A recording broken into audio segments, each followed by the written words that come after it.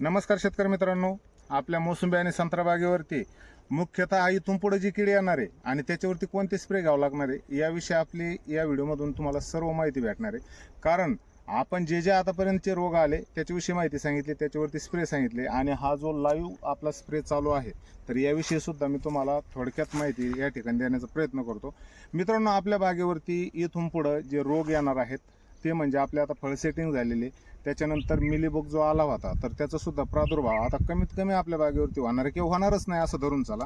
त्याच्यानंतर आता जी खरी समस्या आहे आणि आपल्याला खरं ज्याच्यावरती काम करायचं आहे ते म्हणजे आपली रेड माइट्स किंवा आपण ज्याला मंगू म्हणतो. आपली फळं जी काळी करण्याची क्षमता एका आठवड्यामध्ये ठेवते आणि आपल्या पूर्णतः पिकाचं नुकसान करते, तर त्या किडीवरती आपलं मुख्य लक्ष असणार आहे. आणि याच्यानंतर आपल्याला ज्या फवारण्या काढायच्या तर त्या कशा पद्धतीनं काढल्या गेल्या पाहिजेत तर हेच या व्हिडिओमधून आपण समजून घेऊ.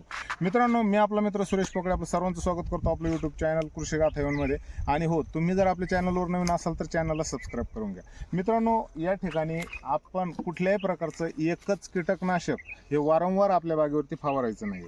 त्याच्या पाठीमागचं कारण असं आहे की एकच कीटकनाशक जर आपण आपल्या बागेवरती फवारलं तर त्या किडीला त्या कीटकनाशकाची सवय होऊन जाते आणि त्याच्यानंतर ती त्याला पाहिजे तेवढा रिस्पॉन्स देत नाही किंवा त्या औषधाने ती किडी मेली जात नाही.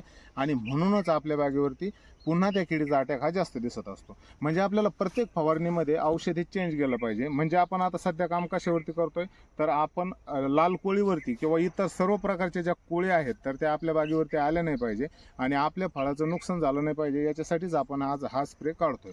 मित्रांनो, स्प्रे करताना आपण एकतर ट्रॅक्टरच्या सहाय्याने स्प्रे करावा किंवा त्याचबरोबर आपल्या घरी STP पंप असेल तर त्याने स्प्रे करावा. म्हणजे काय होतं की पूर्ण झाडामध्ये औषध हे घुसतं, त्याच्यानंतर आतमध्ये असलेली जी किडीची संख्या आहे ती पण मारल्या जाते, बाहेरील पानावरची जी किडींची संख्या आहे ती सुद्धा मारली जाते आणि म्हणूनच आपल्या बागेवरती किडींचा प्रादुर्भाव हा कमीत कमी होत असतो. मित्रांनो, आपण घेतलंय ओमाइट. ओमाइट म्हणजे आपण काय पहिला स्प्रे ओमाइटचा काढतो असं नाही. आपण पहिला स्प्रे वेगवेगळ्या पद्धतीचे स्प्रे काढलेले आहेत. म्हणजे आपण काही बायोमध्ये स्प्रे काढले, त्याच्यानंतर मी तुम्हाला सांगितलं आबा 19 म्हणजे हे पण कोळीनाशक आहे. त्याचबरोबर आपण मिलीबगवरती कशा पद्धतीने काम केलं याचा सुद्धा स्प्रे मी तुम्हाला सांगितला होता. आणि त्याचमध्ये आता हा जो स्प्रे आहे हा ओमाइटचा स्प्रे आहे. याच्यानंतर आपण दुसरा स्प्रे आहे तो सुद्धा वेगळ्या पद्धतीचा इथेन सायपर घेऊ शकतो किंवा त्याचबरोबर ओबेरॉनवर कधी जायचं हे पण मी तुम्हाला याच्या माध्यमातून मी तुम्हाला स्पष्ट करणार आहे.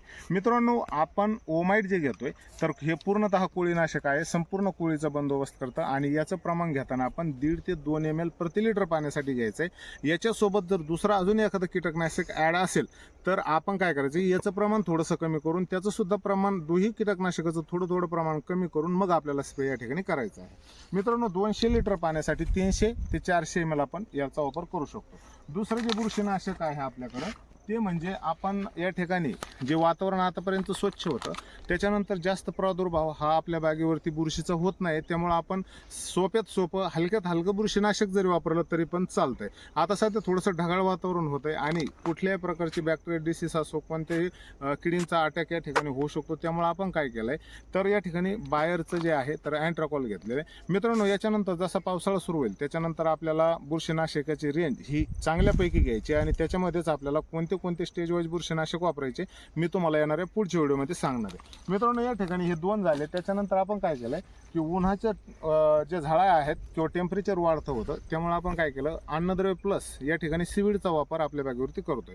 मित्रांनो, याच्यामध्ये सीवीड आहे म्हणजे बायोव्हिटा सगळ्यांना माहीत आहे, प्रचलित प्रोडक्ट आहे आणि त्यानुसारच आपण काय करायचं या प्रकारे आपण जे मार्केटमध्ये भरपूर कोणी सांगतात आमच्याकडे हे आहे हे नाही असं होतं त्यांचं त्याला बळी न पडता आपण या ठिकाणी चांगल्यापैकी आपल्या ओळखीचे प्रोडक्ट रिझल्ट देणारे प्रोडक्ट जे आहेत तर त्याचा वापर करायचा आहे आणि तशा पद्धतीनं स्प्रे करायचा आहे. म्हणजे आपल्या फळांचं जे आवरण आहे ते व्यवस्थित राहिलं पाहिजे. त्याच्यानंतर आपल्या ज्या बागेवरती किडी रोगांचा अटॅक होत असतो तर त्याचं सुद्धा निर्मूलन झालं पाहिजे. यासाठी कीटकनाशक बुरशीनाशक आणि हो, तुमचं पाणी कशा पद्धतीचं आहे, आपण हे जे पाणी वापरतोय तर त्याच्यासाठी एक जे आहे ते स्टिकर वापरायचं किंवा pH मेंटेनर वापरणं खूप गरजेचं आहे.